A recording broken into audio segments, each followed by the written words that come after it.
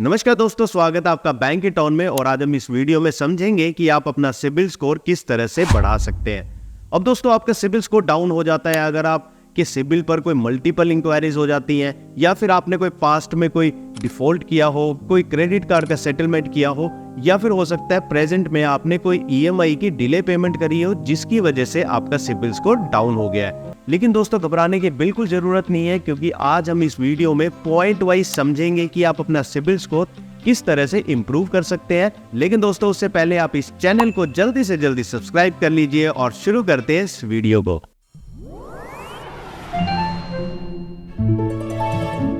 अब दोस्तों, सबसे पहले इसमें आता है कि अगर आपके पास कोई भी क्रेडिट कार्ड है तो आपको ये ध्यान रखना है कि उस क्रेडिट कार्ड का जो यूटिलाइजेशन है वो 30% से ज्यादा ना हो। अब इसको एक एग्जांपल के तौर पे समझ लेते हैं। मान लीजिए आपके पास 1 लाख रुपए की क्रेडिट लिमिट का एक क्रेडिट कार्ड है। अगर आप उस क्रेडिट कार्ड से यूज करते हैं 10,000 रुपए, तो आपका जो क्रेडिट यूटिलाइजेशन होता है वो होता है 10%।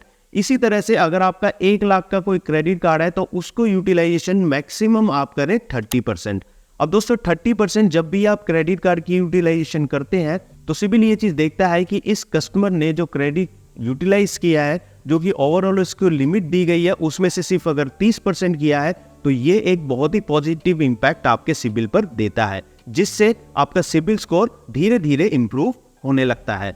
अब दोस्तों, अगली चीज जो आपको ध्यान रखनी है वो ये है कि आपको अपने सिबिल पर मल्टीपल इंक्वायरीज नहीं करनी है, या फिर आप ये ना करें कि आप मल्टीपल जगह अपना लोन अप्लाई कर रहे हैं और बार बार आपका अगर लोन रिजेक्ट हो रहा है तो सिबिल ये चीज रीड करता है कि इस कस्टमर को लोन की कितनी जरूरत है, और ज्यादा जरूरत होने पर भी इस कस्टमर को अगर लोन नहीं मिल रहा है, उस कारण से सिबिल आपका स्कोर डाउन करता है। तो आपको ये चीज ध्यान रखनी है कि आपने अगर एक जगह अपना लोन या फिर क्रेडिट कार्ड आपने अप्लाई किया है, उसके बाद अगर आप नेक्स्ट बैंक में कभी भी अप्लाई करें तो एटलीस्ट उसमें 3 महीने का गैप आप जरूर रखें। अब तीसरी चीज दोस्तों, आपको ये चीज ध्यान रखनी है कि आप जितने भी बैंक से लोन ले या फिर क्रेडिट कार्ड ले, इसमें जो है एक सिक्योर्ड और अनसिक्योर्ड जो लोन्स होते हैं उसमें आप एक बैलेंस जरूर बना के रखें। आपका जो सिक्योर्ड पोर्शन है लोन्स का वो एटलीस्ट जो है 60% होना चाहिए और अनसिक्योर्ड आपका 40% होना चाहिए। अनसिक्योर्ड लोन्स आपको 40% से ज्यादा नहीं लेने हैं। अब ये सिक्योर्ड और अनसिक्योर्ड लोन्स कौन से होते हैं? सिक्योर्ड लोन्स जैसे कि हाउसिंग लोन, मॉर्गेज लोन या फिर गोल्ड लोन, ये सभी जो है सिक्योर्ड लोन्स में आते हैं। और वहीं पे अनसिक्योर्ड लोन्स कौन से होते हैं? अगर आप कोई पर्सनल लोन लेते हैं, आप कोई एजुकेशन लोन लेते हैं, आप कोई कंज्यूमर लोन लेते हैं, तो ये सारे आपके अनसिक्योर्ड लोन्स में आते हैं, जिसमें आपको कुछ भी चीज गिरवी नहीं रखनी होती है। और सिक्योर्ड लोन्स में आपको कुछ ना कुछ गिरवी बैंक के पास रखना होता है। अगर आपके पोर्टफोलियो में 60% से ज्यादा सिक्योर्ड लोन्स है और 40% से कम आपके पास अनसिक्योर्ड लोन्स है, तो इस केस में सिबिल आपका टाइम बाय टाइम आपका सिबिल स्कोर इंप्रूव करता है।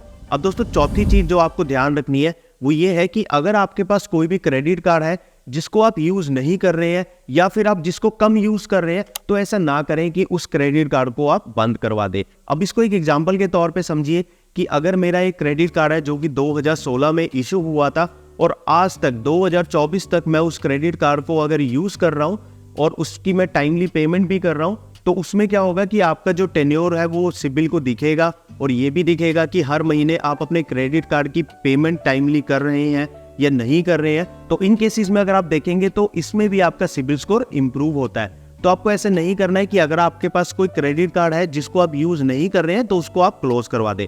ऐसा नहीं करना है, क्योंकि आपको उस क्रेडिट कार्ड को लॉन्गर टर्म तक चलाना है। आप ठीक है, आप अगर उसको यूज नहीं कर रहे हैं तो भी चलेगा, या फिर मेरा जो सजेशन है वो ये है मिनिमम उससे कुछ ना कुछ आप लेते रहे। अगर आप 500 रुपए की चीज भी ले रहे हैं तो 500 रुपए का बिल आप हर महीने पे कर दे, जिससे आपकी एक क्रेडिट हिस्ट्री जो है वो जनरेट होती रहेगी, और इस केस में आपका जो है सिबिल स्कोर जरूर इंप्रूव होगा। तो दोस्तों, जो मैंने आज ये 4 चीजें आपको बताई, ये चीज आपको फॉलो करनी है ताकि आपका सिबिल स्कोर इंप्रूव हो सके। और इसी के साथ दोस्तों, अगर आप चाहते हैं कि आप अपना सिबिल स्कोर चेक करें, और अगर आपके सिबिल स्कोर में कोई गलत लोन अकाउंट रिफ्लेक्ट हो रहा है और वो आप हटवाना चाहते हैं, तो उसकी भी एक डिटेल वीडियो मैंने अपने इस चैनल पे डाली है, जिसका लिंक आपको नीचे डिस्क्रिप्शन बॉक्स में मिल जाएगा। तो दोस्तों, अगर ये वीडियो आपको पसंद आया हो तो इस वीडियो को ढेर सारा प्यार दीजिए, चैनल को सब्सक्राइब जरूर कीजिए और इस बैंकर दोस्त के साथ हमेशा जुड़े रहिए।